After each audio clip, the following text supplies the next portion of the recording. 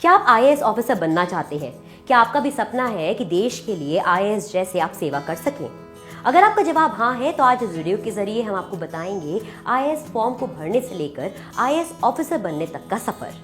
इतनी बड़ी जिम्मेदारी के लिए सही व्यक्ति का चुनाव होना भी अपने आप में एक बहुत बड़ी जिम्मेदारी है। इसलिए आईएएस परीक्षा का डिजाइन इस प्रकार से किया गया है कि उसमें सिर्फ टैलेंटेड कैंडिडेट्स का ही सिलेक्शन हो।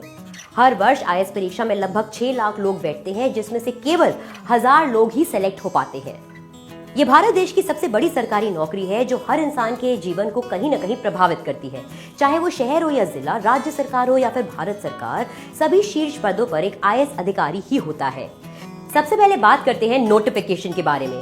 हर साल यूनियन पब्लिक सर्विस कमीशन फरवरी के महीने में सिविल सर्विसेज का विज्ञापन प्रकाशित करता है, जिसमें आईएएस के साथ साथ लगभग 24 सेंट्रल सिविल सर्विसेज के लिए भी विज्ञापन दिया जाता है। भारत में आईएएस यानी Indian administrative service, IPS Indian police service तथा आईएफओएस इंडियन फॉरेस्ट सर्विस को ऑल इंडिया सर्विस कहा जाता है। बाकी की सर्विसेज सेंट्रल सिविल सर्विसेज में आती है। इनमें शीर्ष पर आईएफएस यानी इंडियन फॉरेन सर्विसेज होती है। पिछले कुछ सालों से इस विज्ञापन में लगभग 1000 सीटें विज्ञापित करी जाती हैं और अंतिम मेरिट के अनुसार सभी चयनित अभ्यर्थियों को उनके क्रम अनुसार सर्विसेज प्रदान करी जाती है। आइए अब जानते हैं कि क्या होता है एलिजिबिलिटी क्राइटेरिया। इस परीक्षा में भारतीय नागरिकों के साथ साथ तिब्बत के रिफ्यूजी, भूटान और नेपाल के लोग भी शामिल हो सकते हैं। लेकिन आईएएस और आईपीएस बनने के लिए कैंडिडेट को भारतीय नागरिक होना जरूरी है। इसके साथ ही साथ वो भारतीय लोग जो दुनिया के विभिन्न कोनों में रह रहे हैं वो भी इस एग्जाम में बैठ सकते हैं। शैक्षिक योग्यता यानी एजुकेशनल क्वालिफिकेशन। इस परीक्षा के लिए किसी भी मान्यता प्राप्त संस्थान से ग्रेजुएट होना अनिवार्य है। फाइनल ईयर के स्टूडेंट्स भी इस परीक्षा में बैठ सकते हैं। इस परीक्षा की सबसे खास बात ये होती है कि इसमें मिनिमम परसेंटेज की रिक्वायरमेंट नहीं होती है। साथ ही साथ कोई सब्जेक्ट अनिवार्य नहीं होता है, यानी किसी भी विषय के ग्रेजुएट इस परीक्षा में बैठ सकते हैं। आइए अब बात करते हैं एज लिमिट यानी आयु सीमा के बारे में। इस परीक्षा के लिए विद्यार्थियों का न्यूनतम 21 वर्ष का होना अनिवार्य है। अलग अलग श्रेणियों के लिए अलग अलग आयु सीमा निर्धारित करी गई है। सामान्य श्रेणी के लिए 32 वर्ष, पिछड़े वर्ग की श्रेणी के लिए 35 वर्ष और SC/ST के लिए 37 वर्ष की आयु सीमा निर्धारित करी गई है। विकलांग श्रेणी के लिए तो और भी ज्यादा आयु सीमा निर्धारित करी गई है। आयु की गणना विज्ञापित वर्ष 1 अगस्त से की जाती है। आइए अब जानते हैं कि किन अभ्यर्थियों को फॉर्म भरने पर प्रतिबंध है। जो अभ्यर्थी पिछली किसी भी परीक्षा में आईएएस या आईएफओएस में सेलेक्ट हो चुके हैं वो दोबारा से फॉर्म नहीं भर सकते हैं। आइए अब जानते हैं फॉर्म भरने से जुड़े कुछ महत्वपूर्ण तत्व। विद्यार्थी को फॉर्म भरते वक्त सबसे बेसिक इंफॉर्मेशन जैसे खुद का नाम, माता पिता का नाम इत्यादि भरना अनिवार्य है। सिविल सेवा प्रारंभिक परीक्षा के लिए सेंटर भी अंकित करना होता है। ये परीक्षा देश के 72 शहरों के विभिन्न केंद्रों पर एक साथ आयोजित की जाती है। फॉर्म भरने के लिए 1 महीने का समय मिलता है, जिसकी सारी प्रक्रिया ऑनलाइन होती है। खास बात यह है कि अभ्यर्थियों को सिविल सेवा मुख्य परीक्षा का ऑप्शनल सब्जेक्ट भी फॉर्म भरते समय बताना होता है।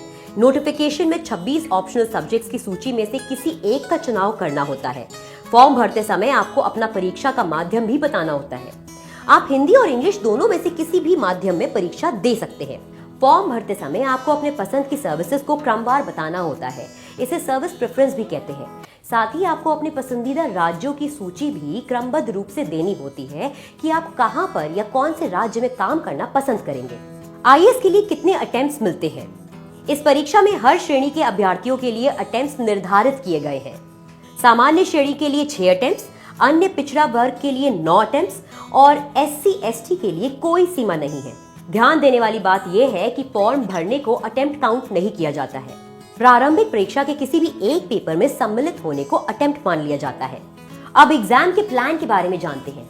यूपीएससी परीक्षा को 2 चरणों में आयोजित किया जाता है। पहला चरण है प्रारंभिक परीक्षा और दूसरा चरण है मुख्य परीक्षा। मुख्य परीक्षा के 2 भाग होते हैं। पहला मुख्य लिखित परीक्षा और दूसरा इंटरव्यू चरण। पहले चरण को प्रारंभिक परीक्षा कहते हैं और इसके मार्क्स फाइनल मेरिट में काउंट नहीं किए जाते हैं। ये परीक्षा सिर्फ अभ्यर्थियों की संख्या कम करने के लिए होती है, इसलिए क्वालिफाइंग मात्र है। मुख्य परीक्षा में दोनों भागों में अर्जित मार्क्स के आधार पर फाइनल मेरिट लिस्ट तैयार करी जाती है। सिविल सेवा प्रारंभिक परीक्षा का सिलेबस। सिविल सेवा प्रारंभिक परीक्षा में 2 पेपर होते हैं। पहला पेपर जनरल स्टडीज के सारे क्षेत्र या एरियाज कवर करता है। ये सारे टॉपिक्स जैसे history, geography, economy, current events, general science, environment, technology, Indian policy and governance आदि होते हैं। जबकि सेकंड पेपर में यानी एप्टीट्यूड में एसएससी, बैंकिंग एग्जाम टाइप के क्वेश्चन रहते हैं, जैसे comprehensive logical reasoning, basic numeracy आदि होते हैं। सिविल सेवा प्रारंभिक परीक्षा। सिविल सेवा परीक्षा का पहला पड़ाव सिविल सेवा प्रारंभिक परीक्षा है, जिसे जून के महीने में पूरे भारत के 72 शहरों के विभिन्न केंद्रों पर एक साथ आयोजित किया जाता है। परीक्षा के लिए लगभग 6 लाख लोग फॉर्म भरते हैं और लगभग 5 लाख लोग परीक्षा देते हैं। ये परीक्षा 2 पालियों में आयोजित की जाती है। प्रारंभिक परीक्षा में 2 पेपर होते हैं। पहला सामान्य अध्ययन है, जो कि सामान्य अध्ययन विषयों से जुड़ा होता है, और दूसरा सामान्य अध्ययन 2 पेपर होता है, जो एप्टीट्यूड से जुड़ा है तथा सिर्फ क्वालिफाई करना होता है, और प्रारंभिक परीक्षा की मेरिट में इसके नंबर नहीं जुड़ते। पहले पेपर में 100 क्वेश्चंस होते हैं और 2 घंटे का समय होता है। प्रत्येक प्रश्न 2 मार्क्स का होता है। इसी तरह दूसरे पेपर में 80 क्वेश्चंस होते हैं और 2 घंटे का समय होता है। इस परीक्षा में 1/3 की नेगेटिव मार्किंग होती है। एक दिन की इस परीक्षा में लगभग 5 लाख लोग एक बार में बैठते हैं। ये इकलौती ऐसी परीक्षा है जिसमें सबसे ज्यादा कंपटीशन होता है, क्योंकि 5 लाख लोगों में से सिर्फ 15,000 लोगों का ही सिलेक्शन होता है। ध्यान देने वाली बात यह है कि इस परीक्षा में, इसकी प्रारंभिक परीक्षा में पास होना अनिवार्य है, तभी आप सिविल सर्विस की मुख्य परीक्षा में बैठ सकेंगे। सिविल सेवा मुख्य परीक्षा, civil services main exam. IAS prelims परीक्षा का रिजल्ट जुलाई महीने के अंत तक घोषित कर दिया जाता है, तथा जो अभ्यर्थी इसको पास कर लेते हैं उन्हें सिविल सेवा मुख्य परीक्षा का फॉर्म भरने के लिए दोबारा ऑनलाइन आवेदन करना होता है, जिसके लिए लगभग 20 दिन का समय दिया जाता है। इसे डिटेल एप्लीकेशन फॉर्म भी कहते हैं। IAS इंटरव्यू में इसका बहुत बड़ा महत्व होता है। मुख्य परीक्षा लिखित में विज्ञापित सीटों की संख्या के 15 गुना विद्यार्थियों का चयन किया जाता है। इस IAS एग्जाम के अंदर सारे क्वेश्चन सब्जेक्टिव होते हैं और इन्हें पूरा करने के लिए विद्यार्थियों को 3 घंटे का समय दिया जाता है। सिविल सेवा मुख्य परीक्षा में 2 तरह के पेपर होते हैं।